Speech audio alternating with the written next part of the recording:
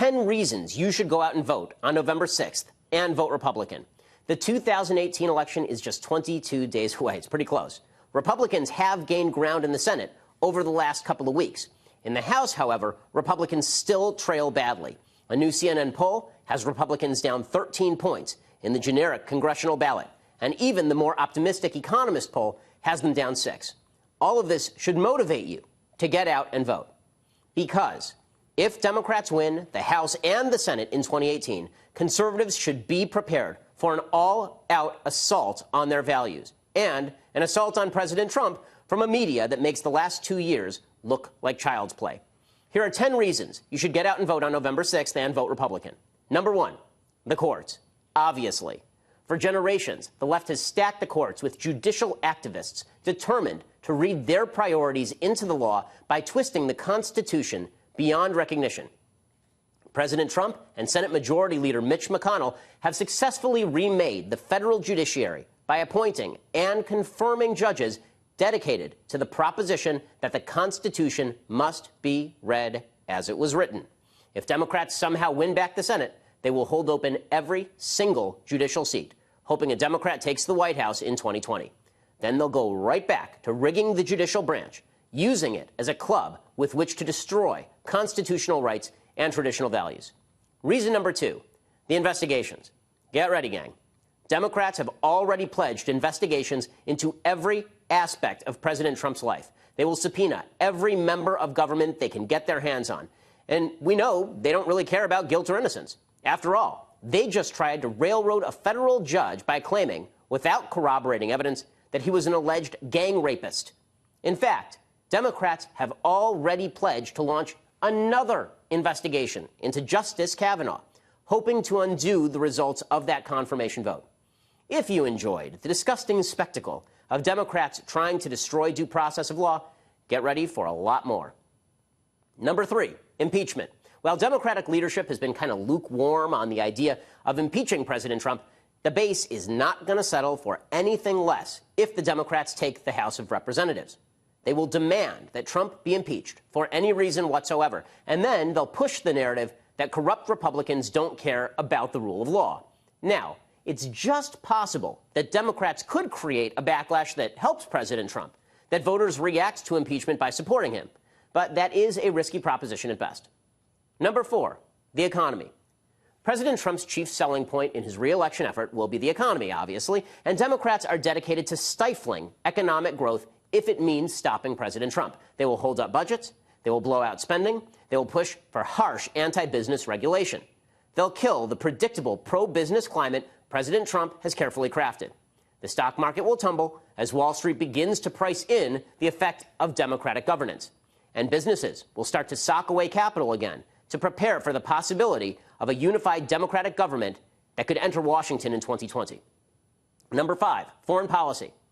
President Trump's administration has done a terrific job of drawing us closer to our allies and throwing a scare into our enemies. He's done so because Republicans in Congress are willing to bolster our defense spending as necessary. The same is not true of Democrats, who would immediately move to cut defense spending, signaling to the world that President Obama's weak-kneed foreign policy is back. Democrats would also attempt to undermine sanctions against the Iranian regime in keeping with Obama-era foreign policy. 6th, get ready for polarizing culture wars. We've already seen the Democrats suggest that mob politics is the new normal. We've seen the Democrats capitalize on racial issues to polarize the country. We've seen them try to divide Americans by class and sex, too. With the platform of Congress, look for Democrats to attempt a series of divisive maneuvers intended to relaunch those culture wars in new and frightening ways. 7th, attacks on religious liberty. President Trump has been stalwart in his defense of religious liberty. Democrats will be just as stalwart in their attacks on religious liberty. They're surely going to attempt to push so-called anti-discrimination laws directed at religious businesses, churches, and schools. And then they will dare President Trump to veto those laws so they can claim that he and all Republicans are bigots. 8, the twisting of social media. Now, Democrats have made a habit of threatening our biggest social media companies with investigations and regulations should they fail to crack down on conservative perspectives. Democrats, angry as all hell that Hillary Clinton lost in 2016, blamed companies like Facebook for so-called fake news. and attributed Hillary's utter incompetence to the impact of Russian bots. Democrats don't actually believe any of that, but they've frightened social media companies into cracking down on free speech, as a leaked report from Google to Breitbart News showed this week.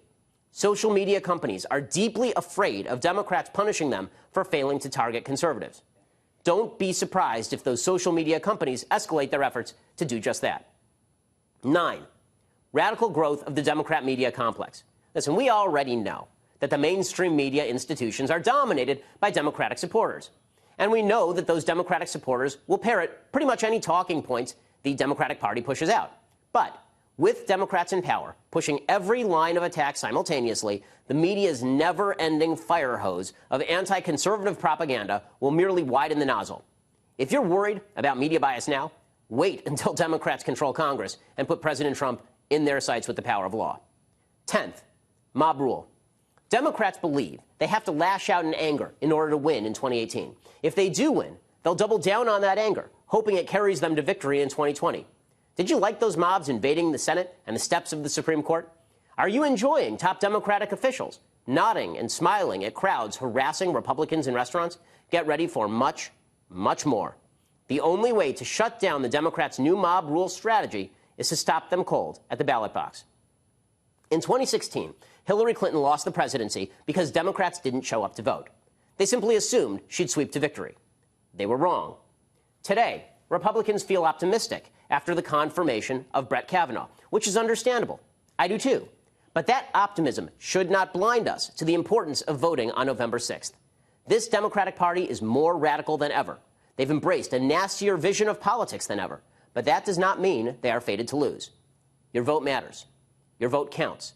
Get out there on Election Day and ensure that the Democratic Party of Nancy Pelosi and Chuck Schumer and Hillary Clinton aren't allowed anywhere near the levers of power. It's been an honor and a pleasure being with you on the Fox News airwaves over the last month. Thank you for your viewership. And remember, the fight for America's future is never over.